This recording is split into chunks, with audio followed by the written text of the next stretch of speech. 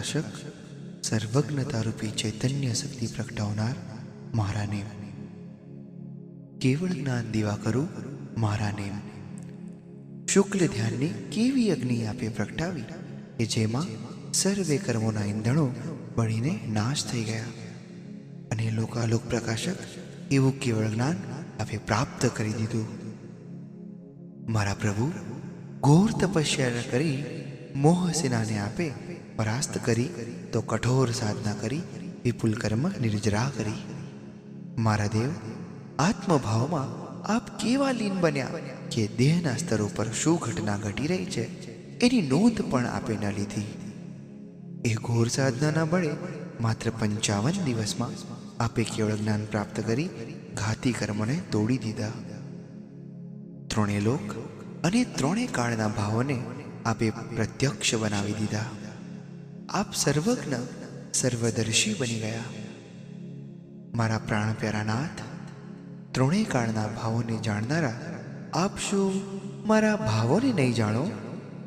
આપે તો શુક્લ ધ્યાનની અગ્નિ પ્રગટાવી, શું મને ધર્મ ધ્યાનની અગ્નિ પ્રગટાવવાનું સામર્થ્ય નહીં આપો?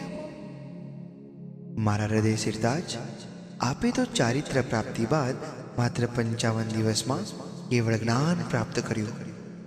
શું મને 55 ભાવમાં પણ કેવળ જ્ઞાનની ભેટ નહીં આપો? આપશો પ્રભુ, આપશો. ઓમ રીમ અરહમ શ્રી નિમિનાથ સર્વજ્ઞાય નમઃ નો અજપા જાપ મારા નિમીડ કર્મોના બંધનો તોડશે જ, મને કેવળ કલ્યાણકની પ્રાપ્તિ કરાવશે જ. આજ તારા કેવળ કલ્યાણકનો મહિમા છે, ગરિમા છે.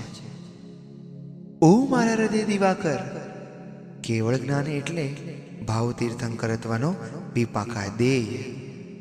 એનો પ્રભાવ મારા અશુભ પાપ વિપાકના મૂળનું ઉન્મૂલન કરીને જ રહેશે, મારા દોષ સામ્રાજ્યને ભેદીને જ રહેશે, મારા કશાયોના આવરણો દૂર કરીને જ રહેશે, મારા કર્મોના વાદળાઓ વિખેરીને જ રહેશે,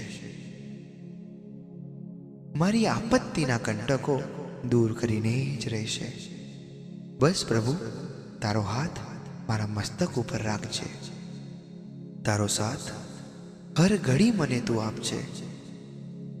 કૈવલ્ય દીપ મારા આત્મામાં પ્રગટાવજે, તારા ગુણોની રશ્મિથી મને સજાવજે.